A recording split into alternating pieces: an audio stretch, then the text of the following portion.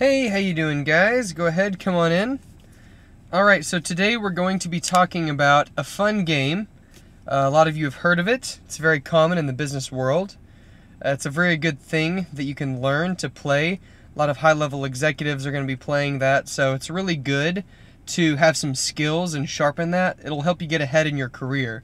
So I'm sure you all know what I'm talking about, and I'm of course talking about the game of Mario Smash Brothers. Yes, Super Smash Brothers.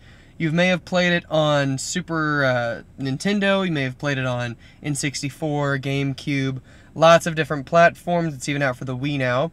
So, what we're going to be talking about today is terminology, what you need to know about the different words, what things mean. We're going to be talking about the etiquette of the game. There is one. It's very important that you follow that. It's a very highbrow, sophisticated activity. Very important men play this game, so there's a lot to know about the manners involved.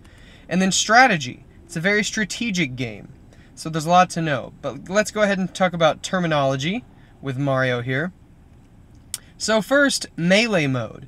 That's the most common mode you'll be using, since you probably won't be playing it by yourself much, except for training, in which case you would just use training mode. So, melee mode, 2 to 4 player combat, that's where you'll be playing with your peers or your co-workers or most likely your boss if you plan to get ahead. So, we've also got things like basic attacks. That's going to be your one button A, B, shift key, those types of things depending on what platform you're playing with.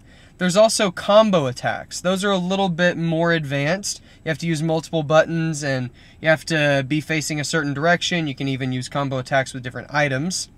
An item is a weapon or an ability, so it could be a home run bat, could be a ray gun, could be a lightsaber.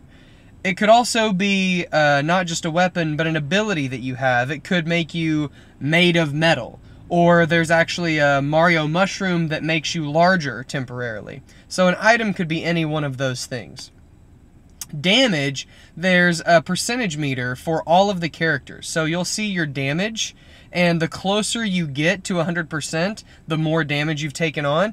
You can actually go past 100%, and once you get past 100% damage, then you're ready to die at any moment. So be very, very careful at that point. So now let's talk about the etiquette of the game. What manners should you be aware of when you're playing this with your coworkers and especially with your boss? So first, be respectful of the owner of the home in which you're playing or the setting. If it's an office setting, then you definitely want to respect your superior. Also, respect the owner of the actual gaming platform. So whether it's someone else's GameCube or someone else's Wii or whatever, make sure and be respectful of their wishes in how to play the game, what items you can turn on and off, because you are able to disable or enable which items pop up on the screen, how many lives there are. So there's a lot of stuff that you have to be mindful of, and let the owner or the superior kind of dictate how you're going to play that game, and that's totally fine.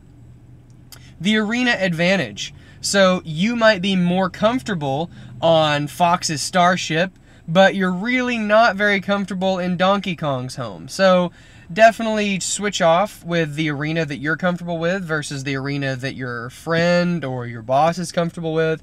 It's very important to be able to be flexible and not always insist on having your own home advantage. It would also be good, just, this is more of the strategy section, but it's definitely good to learn the different ways and advantages of arenas in the game, especially if you go into random mode. So at random, you can select the game to just pick a arena for you, so you want to be ready for anything when that happens. So here's the screen where you would look at picking an arena. You've got that random box right there on the left-hand side, and it looks like we've selected four-side eagle. So that's the screen where you can actually select your arena. The other thing to remember is character dibs. So make sure and be respectful of other people and their characters, especially, like I said, if it's your superior or your boss. Definitely let them play with their character that they're most comfortable with. It's just respectful and it's just polite to do. Now here's the screen where you would select your characters. Right now it looks like we've got Dr. Mario versus Link.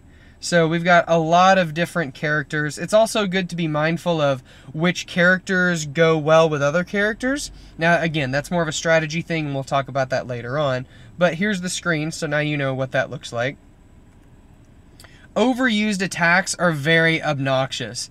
If you have something like Pikachu's Lightning Strike, and you just keep doing that over and over and over in the game, yes, technically it could make you win the game, but it's just very obnoxious, and it's not polite to do to the other player. So be mindful of not overusing the same attack over and over. Then the death rotation. So let's say you've got 4 controllers and you've got 6 people. So it's important to do a rotation, that way it's fair for the entire group.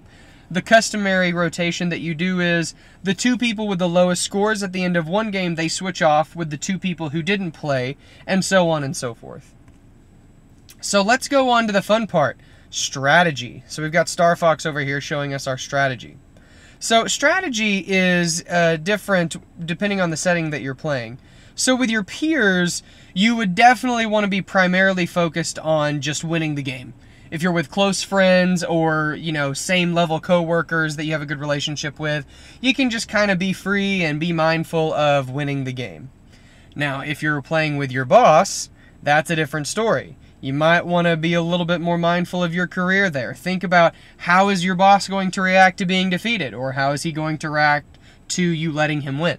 So first, let's talk about your peers and how to play with them.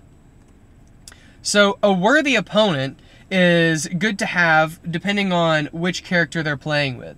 So let's say your opponent has chosen Bowser and you want to play with Falco. Well, Falco is going to be really fast. He's going to have a lot of quick gestures, but he's also going to be pretty jumpy.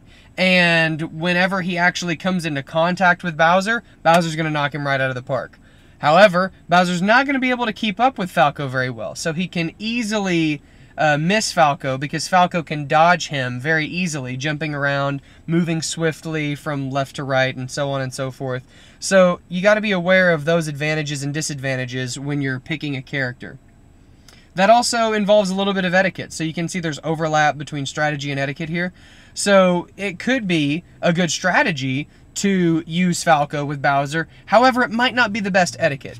But since we're talking about peer play, it's definitely good to just focus on victory strategy. Now, finding the high ground in your arena is always a good idea. So this is, again, talking about being mindful of the different arenas and the different advantages that go along with their landscapes. Learn those and use them to your advantage. If you've got platforms that disappear or rotate, know the timing of those and maybe lure your opponent on, and then whenever that thing disappears, then they'll fall and you can use that to your advantage. Avoid damage. Definitely learn to avoid damage. This is trickier than it sounds depending on what level of expertise your opponent may have. Use your shield, you can roll, you can duck, you can jump. Do all of those things and try to avoid incurring damage, because that will allow you to hit them as much as you can and then survive with as many lives as you can preserve for yourself. Master the items. So if you've got a mine, don't throw a bomb when you've got a mine right next to you. That's not good. You'll die and you'll probably incur more damage than your opponent even did. So that's just an example. Learn how the items interact with each other. Now, with your boss, it's important to be mindful of the strategies that you use with your boss. So, for example, don't be a noob.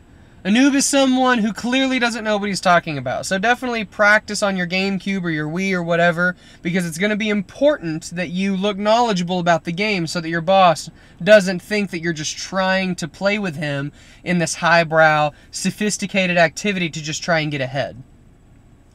Compliment him.